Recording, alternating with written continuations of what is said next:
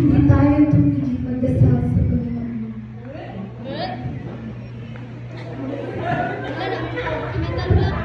Magandang gabi sa inyo lahat.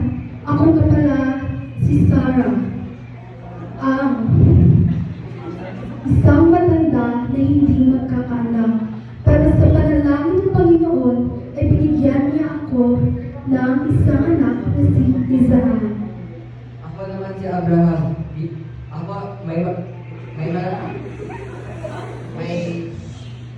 binigyan ako ng magandang asawa na si Sarah at may akong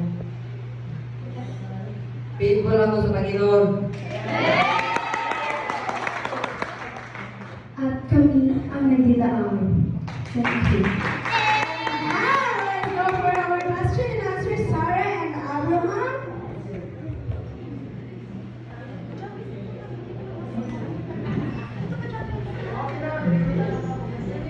Question para kang Sarah. Unsay imuhang buhaton para mutuo ka, matagaan ka, o anak sa Ginoo? Salamat sa gwapo na pangata na pastor, di ba?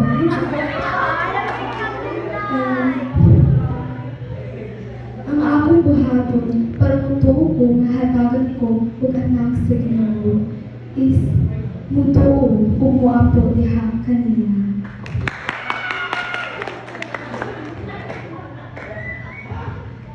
Hey, Abraham, the father of faith.